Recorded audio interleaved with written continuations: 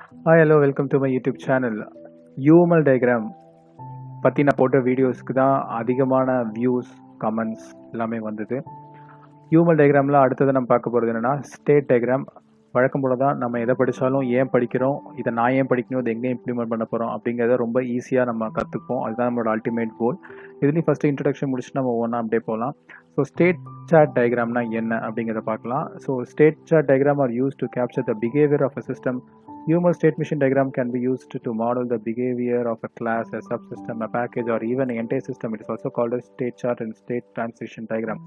Bro என்ன bro நீங்களும் எங்கள் இன்ஸ்டியூஷனில் இருக்கிற மாதிரி ஒரு ஆன்லைன் கிளாஸ் மாதிரி ஏதோ ஒரு பிபிடியை போட்டு ஸ்க்ரீன்ஷாட் பண்ணி படிச்சுட்டு இருக்கீங்க அப்படின்னு நினைக்காதீங்க. கண்டிப்பாக கிடையாது. நான் உங்களோட என்றைக்குமே இன்ட்ராக்டிவாக ஈஸியாக இருக்கும் தான் நினைப்பேன். பட் வெறும் ஸ்க்ரீனாக இருக்கக்கூடாது, ஏதாவது காமிக்கணுங்கிறனால சும்மா அப்படி ப்ரொஜெக்ட் பண்ணியிருக்கேன். பெருசாக தப்பாக எடுத்துக்காதீங்க.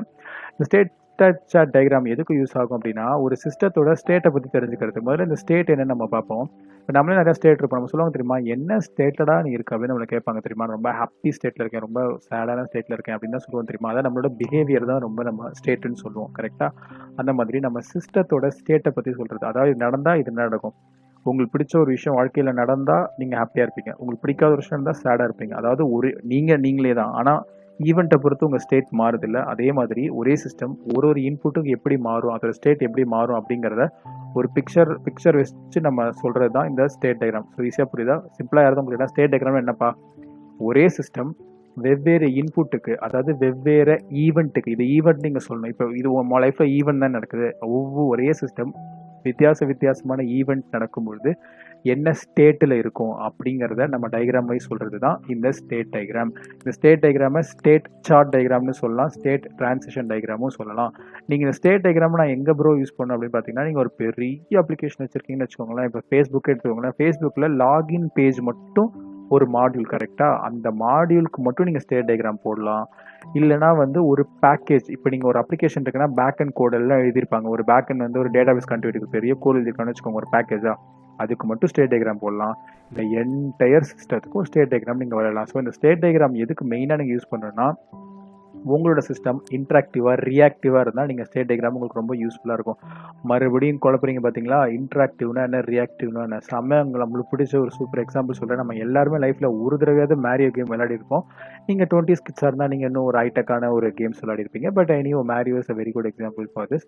மேரியோ கேம் எடுத்துக்கிட்டிங்கன்னா கேம் ஒன்று தான். இப்போ நான் விளையாடுறேன், நான் 4 ஸ்டேஜ் வரைக்கும் போகிறேன், இன்னொருத்தர் விளையாடுறாரு, ஃபஸ்ட் ஸ்டேஜில் அவுட் ஆகிறார் அப்படின்னா கேம் ஒன்று தான். ஆனால் என்னோட இன்புட், நான் விளையாடுறதுக்கு அது வேறு மாதிரி ஒரு ஸ்டேட்டுக்கு போகுது, அவர் விளையாடுறதுக்கு வேறு மாதிரி ஸ்டேட் போகுது. ஸோ இன்ட்ராக்டிவ் கொடுக்குற இன்புட், கொடுக்குற ஈவெண்ட்டை பொறுத்து உங்களோட அப்ளிகேஷன் மாறும்னா நீங்கள் இந்த ஸ்டேட் டயக்ராம் ரொம்ப ஈஸியாக யூஸ் பண்ணிக்கலாம். உங்களுக்கு ஈஸியாக புரியும். ஓகே, இது நடந்தால் இது நடக்குமா அப்படிங்கிறத நீங்கள் ஈஸியாக பார்த்து சொல்லலாம். ஸோ அந்த மாதிரி இடங்களில் நீங்கள் ஸ்டேட் டயக்ராம் யூஸ் பண்ணலாம். ஃபஸ்ட்டு என்னது ஸ்டேட் டயக்ராம் என்னன்னு சொல்லிட்டேன். ஸ்டேட் டயக்ராம்ங்கிறது ஒரு ஈவெண்ட் நடக்கும்போது உங்களோட அப்ளிகேஷன் எப்படி எந்த ஸ்டேட்டுக்கு மாறுங்கிறத சொல்கிறதுக்கு, புரிய வைக்கிறதுக்கு தான் இந்த ஸ்டேட் டயக்ராம் வரையணும். ஸ்டேட் டயக்ராமை ஸ்டேட் சார்ட் டயக்ராம்னு சொல்லலாம், ஸ்டேட் டிரான்சிஷன் டயக்ராம்னு சொல்லலாம். இந்த ஸ்டேட் டயக்ராம் நம்ம எங்கே யூஸ் பண்ணலாம் அப்படின்னா, உங்களோட சிஸ்டம் இன்ட்ராக்டிவாகவோ ரியாக்டிவாகவோ இருந்தால் தாராளமாக யூஸ் பண்ணலாம் அப்படின்னு நம்ம 3 விஷயத்தை ரொம்ப நல்லா பார்த்துட்டோம். எஸ்பெஷலி ஈவெண்ட் பேஸ்ட் சிஸ்டமாக இருந்தால் கண்டிப்பாக நீங்கள் அதை யூஸ் பண்ணலாம். யூஸ் பண்ணிங்கன்னா உங்களுக்கு அந்த சிஸ்டம் ரொம்ப ஈஸியாக புரிஞ்சுக்கிறதுக்கு ஹெல்ப்ஃபுல்லாக இருக்கும். இந்த ஸ்டேட் சார்ட் டயக்ராமில் 2 டைப்ஸ் இருக்குது. ஒன்று பிஹேவியரல் ஸ்டேட் மிஷின், அடுத்தது ப்ரோட்டோகால் ஸ்டேட் மிஷின். ஸோ சிம்பிளாக நம்ம எப்போதும் பார்க்குற மாதிரி ஒரு ஸ்டேட் டயக்ராம்னா என்ன, அதில் என்ன டைப்ஸ் இருக்குது, அது அப்படிங்கிறத, அது எதுக்கு யூஸ் பண்ணுங்கிறத நாம் பார்த்துட்டோம்.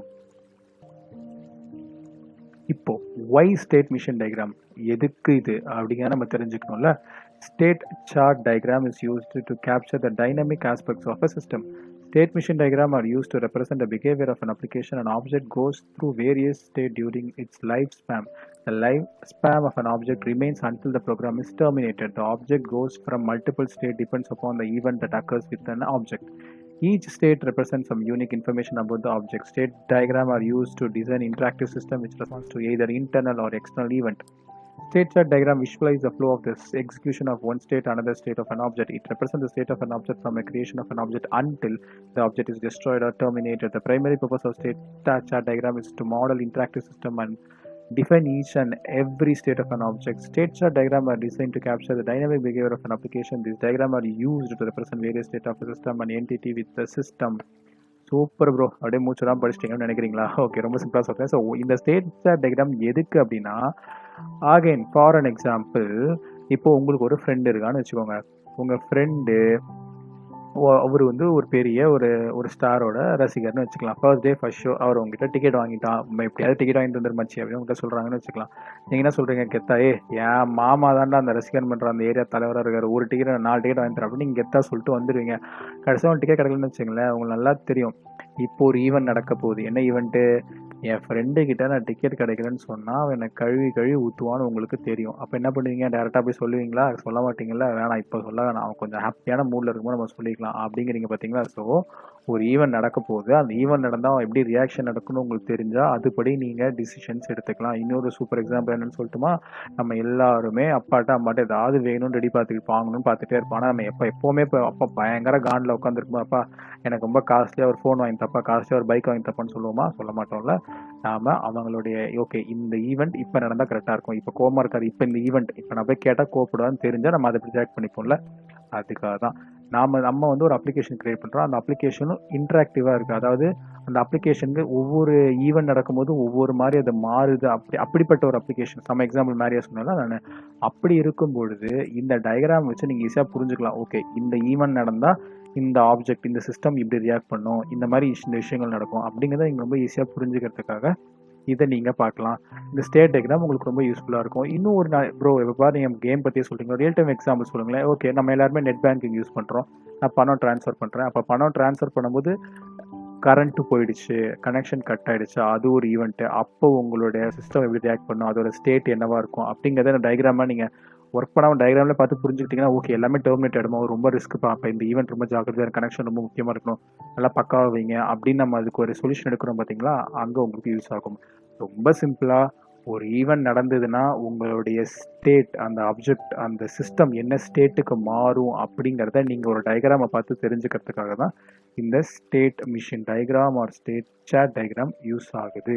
இது dynamic behaviour of an application. டைனமிக்னா என்ன? ஒரே மாதிரி இருக்காது, ஒவ்வொரு இன்புட்டுக்கும் ஒவ்வொரு மாதிரி மாறும், ஒவ்வொரு ஈவெண்ட்டுக்கும் ஒவ்வொரு மாதிரி ரியாக்ட் பண்ணுற டைனமிக் சிஸ்டத்துக்கு யூஸ் ஆகக்கூடிய ஒரு யூஎம்எல் டயக்ராம் தான் இந்த state machine diagram or state chart diagram.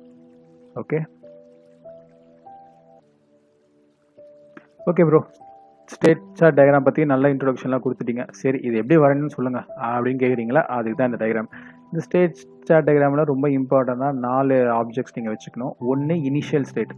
எந்த ஒரு சிஸ்டமும் இனிஷியல் ஸ்டேட், நம்ம வாழ்க்கை மாதிரி எடுத்துக்கோங்களேன். வாழ்க்கை எங்கே பிறப்பில் ஆரம்பித்து இறப்பில் முடியுங்கிற மாதிரி எல்லா சிஸ்டமும் இனிஷியல் ஸ்டேட்டில் ஆரம்பித்து ஃபைனல் ஸ்டேஜில் முடியும். அந்த ஒரு புள்ளி வச்சு அது இனிஷியல் ஸ்டேட், ஒரு புள்ளி வச்சு கேரம் போர்ட் ஸ்ட்ரைக்கர் மாதிரி வெளில ஒரு வட்டம் போட்டிங்கன்னா அது ஃபைனல் ஸ்டேட். அண்ட் மூணாவது என்னது? State box. இதுதான் ஒவ்வொரு ஸ்டேட் சொன்னேன் பார்த்தீங்களா. இப்போ நம்ம எடுத்துக்கிட்டு என்னது? Happy state, sad state, anger state, அந்த மாதிரி ஒவ்வொரு அப்ளிகேஷனுக்கும் ஒவ்வொரு ஸ்டேட் இருக்கும். அந்த ஸ்டேட் என்னவா மாறும் அப்படிங்கிறத நீங்கள் ரெப்ரசென்ட் பண்ணுறதுக்கு இந்த பாக்ஸ் நீங்கள் யூஸ் பண்ணலாம். அண்ட் டிசிஷன் பாக்ஸ் நான் சொன்னேன் பார்த்தீங்களா. அதாவது இப்போ மரியோ கேம் எடுத்துக்கிட்டா என்ன ஆகும்? குண்டு பவர் கிடைச்சா ஒன்று நடக்கும், குண்டு பவர் கிடைக்கலன்னா இன்னொன்று நடக்கும். அவன் வந்து ஹெல்த்தை சாப்பிட்டானா ஒன்று நடக்கும், ஹெல்த்தை சாப்பிட்லன்னா ஒன்று நடக்கும். அந்த டிசிஷன் பாக்ஸுக்கு இந்த டைமண்ட் நம்ம யூஸ் பண்ணுவோம். ரொம்ப சிம்பிள், மனப்பாடம்லாம் பண்ணவே வேணாம். நான் இந்த கதையை ஞாபகம் வச்சுக்கோங்க. வாழ்க்கை ஸ்டார்டிங் பிறப்பில் ஆரம்பித்து இறப்பில் முடியும். ஸோ இனிஷியல் ஸ்டேட்டில் ஆரம்பித்து ஃபைனல் ஸ்டேட்டில் முடியும். நடுவில் 2 தான் நம்மளோட state, decision box. So 4 diagram ரொம்ப சிம்பிளாக ஞாபகம் வச்சுக்கோங்க. ஓகே, இப்போ இந்த டயக்ராம் எப்படி வரையணும் அப்படிங்கிறத பார்க்கலாம். So state chart diagram are use to describe the various state of an object. A transition between one state into another state occur between some trigger event. To draw a state diagram, one must identify all the possible state of any particular entity. The purpose of these UML diagrams is to represent state of a system. State play a vital role in the state transition diagram. All the essential object state and event that cause changes with the state must be analyzed first before implementing the diagram. Super. இப்போ சொல்லுங்க bro, படிச்சிட்டிங்களா? சொல்லுங்கள். ஓகேவா அப்படின்றீங்களா? சொல்கிறேன். So நம்ம state chat டயக்ராமில் முக்கியமாக என்ன, நம்ம ஒரு ஸ்டேட்லேருந்து இன்னொரு ஸ்டேட்டுக்கு போகணும்னா ஒரு ட்ரிகர் கண்டிப்பாக இருக்கணும். நாம் திடீர்னு சந்தோஷமாக இருந்து அப்படியே சோகமாக மாறுவோம்? கண்டிப்பாக கிடையாதுல்ல. நம்ம ஒரு ஸ்டேட்லேருந்து இன்னொரு ஸ்டேட்டுக்கு போகிறதுக்கு ஒரு ட்ரிகர்னால் என்ன? ஏதோ ஒன்று நடக்கணும், கரெக்டாக? அது நடந்தனால தான் நம்ம மாறுறோம். அந்த ட்ரிகர் ரொம்ப முக்கியம். நாம் நம்ம சிஸ்டத்தில் என்னென்ன ஸ்டேட்டு, என்னென்ன ட்ரிகர் அப்படிங்கிறது ரொம்ப தெளிவாக நம்ம தெரிஞ்சு வச்சுக்கணும். அடுத்தது இதுதான் ரொம்ப முக்கியம். இதில் என்னென்ன 4 மெயின் ரூல்ஸ் சொல்கிறாங்கன்னா, the name of the state must be unique. ஒவ்வொரு ஸ்டேட்டும் யூனிக்காக இருக்கும். நம்மளே பாருங்களேன், சந்தோஷம், சோகம், வருத்தம், இதெல்லாம் ஒரு ஸ்டேட் எல்லாம் யூனிக்காக இருக்குது பார்த்தீங்களா? ஒன்றுத்துக்கு ஒன்றுக்கு அப்படியே மாறுபடுது பாருங்கள். அந்த மாதிரி உங்கள் சிஸ்டத்தில் ஒவ்வொரு ஸ்டேட்டும் யூனிக்காக இருக்கணும். The name of the state must be easily understandable and describe the behavior of a state. நீங்கள் கொடுக்குற அந்த நேம் ரொம்ப ஈஸியாக புரிகிற மாதிரி இருக்கணும். காம்ப்ளெக்ஸாக என்னடா ஸ்டேட் இதுன்னே உங்கள் பார்க்குறவங்களுக்கே புரியாத மாதிரி இருக்கக்கூடாது. ஸோ யூனிக் ஸ்டேட்டாக இருக்கணும், புரிகிற மாதிரி இருக்கணும். மல்டிபிள் ஆப்ஜெக்ட்ஸ் இருந்ததுன்னா, ஃபார் எக்ஸாம்பிள் மேரியோ கேம்னு எடுத்துக்கோங்களேன். நீங்கள் அந்த பிளேயர் மேரியோ இருக்கார் பார்த்தீங்களா, அவரு ஒரு ஆப்ஜெக்ட்டு. அந்த பக்கம் வந்து ஒரு ஆமை மாதிரி ஒரு வில்லன் வரும், அது ஒரு ஆப்ஜெக்ட்டு. மேலேருந்து குண்டு போடுமே, அது ஒரு ஆப்ஜெக்ட். இந்த மாதிரி மல்டிபிள் ஆப்ஜெக்ட்ஸ்லாம் இருந்ததுன்னா எது ரொம்ப இம்பார்ட்டண்ட்டானதோ அந்த ஆப்ஜெக்ட்ஸ் எடுத்து நீங்கள் வந்து டிஸ்கிரைப் பண்ணணும்னு சொல்கிறாங்க. அடுத்தது proper name for each transaction அந்த ஈவென்ட் மஸ்ட் பி கிவன். கரெக்டான ஈவென்ட் கொடுக்கணும். இப்போ நான் சொன்னேன் பார்த்தீங்களா, இப்போ நான் சந்தோஷமாக இருக்கேன், கெட்டது நடந்தால் சோகமாகிடுவேன். ஸோ இங்கே சந்தோஷம் சோகங்கிறது டிஃபரெண்ட் யூனிக் ஸ்டேட்ஸ். புரிகிற மாதிரி சொல்லிட்டேன். என்னோட அந்த ட்ரிகர் இருக்குது பார்த்தீங்களா, அந்த ஈவெண்ட், அதுதான் கெட்டது நடந்தால், அதுவும் யூனிக்காக ப்ராப்பராக இருக்கணும். So as a summary for how to draw a state chart diagram, உங்களோட சிஸ்டத்தில் என்னென்ன ஸ்டேட் இருக்குன்னு உங்களுக்கு தெரியணும். எந்தெந்த ட்ரிகர் இருந்தால் என்னென்ன ஸ்டேட்டுக்கு மாறணும் உங்களுக்கு தெரியணும். மல்டிபிள் ஆப்ஜெக்ட்ஸ் இருந்தால் மெயின் ஆப்ஜெக்ட்ஸ் எடுத்து நீங்கள் எழுதணும். ஒவ்வொரு ஸ்டேட்டும் யூனிக்காக இருக்கணும். ஒவ்வொரு ஸ்டேட்டுக்கும் புரியுற மாதிரி பேர் வைக்கணும். ஒவ்வொரு ஈவெண்ட்டும் யூனிக்காக இருக்கணும். இப்போ என்னெல்லாம் பார்த்தோம் டக்குன்னு சம்மரி பண்ணுவேன். இன்னொரு விஷயம் நானே ஃபீல் பண்ணியிருக்கேன். நம்ம கிளாஸ் நம்ம படிக்கும் போது சில விஷயம் நம்மளுக்கு நல்லா புரியுற மாதிரியே இருக்கும், ஆனால் ஒரு கோர்வையாக இருக்காது. எங்கேயோ ஆரம்பிச்சு எங்கேயோ போகிற மாதிரி இருக்கும். அப்படி இருக்கக்கூடாது. நான் தெளிவாக சொல்கிறேன். நான் ஃபஸ்ட் நம்ம என்ன பார்த்தோம், ஸ்டேட் சார்ட் டயக்ராம்னா என்னென்னு பார்த்தோம், அது எங்கே யூஸ் பண்ணணும்னு பார்த்தோம், எதுக்கு யூஸ் பண்ணணும்னு பார்த்தோம், அது வரையறதுக்கான நோட்டேஷன் பார்த்தோம், அது வரையறதுக்கு முன்னாடி எந்த விஷயம் ஷோராக இருக்கணும் அப்படின்னு இப்போ பார்த்துருக்கோம். ஓகேவா? இப்போ ஒரு எக்ஸாம்பிள் பார்த்துருமா? ஓகே, உங்களுக்காக ஒரு எக்ஸாம்பிள் பாருங்கள். நான் சொன்ன மாதிரி வாழ்க்கை பிறப்பில் ஆரம்பித்து இறப்பில் முடியுங்கிற மாதிரி நம்ம ஸ்டேட் சார்ட் டயக்ராம் இனிஷியல் ஸ்டேட்டில் ஆரம்பித்து ஃபைனல் ஸ்டேட்டில் முடியுது. இனிஷியல் ஸ்டேட்டுங்கிறது ஒரு புள்ளி, ஃபைனல் ஸ்டேட்டுங்கிறது ஒரு புள்ளி, அதை சுற்றி ஒரு கோடு. அந்த ஈவெண்ட் ஃபஸ்ட்டு இனிஷியல் ஸ்டேட்லேருந்து என்டர் கிரெடென்ஷியல்ங்கிறது ஒரு ஸ்டேட். ஓகேங்களா? என்டர் கிரெடென்ஷியல் கொடுத்ததுக்கப்புறம் வேலிடேஷனுங்கிறது ரெண்டாவது ஸ்டேட். இப்போ வேலிடேஷனில் தான் நான் சொன்னேன் பார்த்தீங்கன்னா டிசிஷன் டைமண்ட். அதில் வேலிட் கஸ்டமர்னா வேலிட்னு இருக்குது பாருங்கள், அந்த வேலிட் அப்படிங்கிறது தான் அந்த ஈவெண்ட். வேலிட்னா ஆப்ரேஷன் ஆன் அன் அக்கௌண்ட். அங்கே என்ன இந்த என்டையர் இது முடிஞ்சிடும். நாட் வேலிட்னாலும் முடிஞ்சிடும். உங்களுக்கு புரியுதா?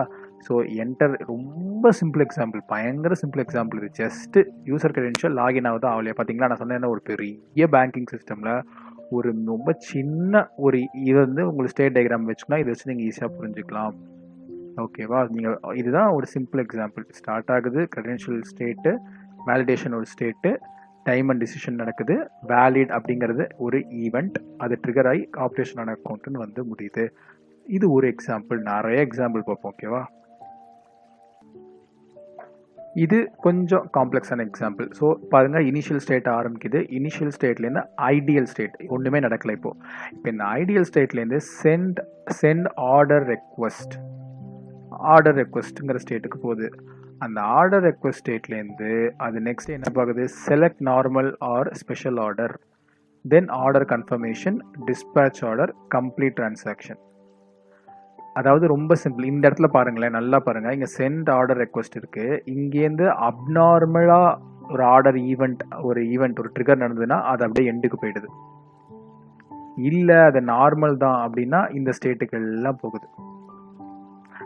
ஓகே, இந்த டயக்ராம்லாம் இருக்குது. இதை வச்சு நான் என்ன பண்ண போகிறேன்னு கேட்டிங்கன்னா ரொம்ப புரிஞ்சுக்கலாம் ஈஸியாக. அதாவது ஒரு சென்ட் ஆர்டர் இதில் உங்கள் அப்ளிகேஷன் இப்போ இருக்குது, ரியல் டைமில் ஒர்க் பண்ணிகிட்ருக்காங்க யாரோ. அப்படி நடக்கும்போது டக்குன்னு ஒரு அப்நார்மல் நடந்தால் அது இந்த சிஸ்டம் எப்படி ரியாக்ட் பண்ணும் அப்படிங்கிறது நீங்கள் எப்படி தெரிஞ்சுப்பீங்க?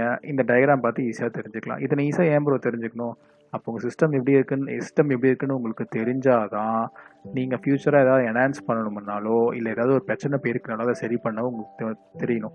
இல்லை நீங்கள் இப்போ தான் ஸ்க்ராட்ச்லேருந்து டெவலப் பண்ணுறீங்கன்னா இந்த டயக்ராம் வச்சு நீங்கள் ஈஸியாக புரிஞ்சுக்கலாம். ஓகே, இப்போ நம்மளோட ஆப்ஜெக்ட் நம்மளோட சிஸ்டம் சென்ட் ஆர்டர் ரெக்வெஸ்ட் ஸ்டேட்டில் இருக்குது, அந்த இடத்துக்கு வந்துருச்சு.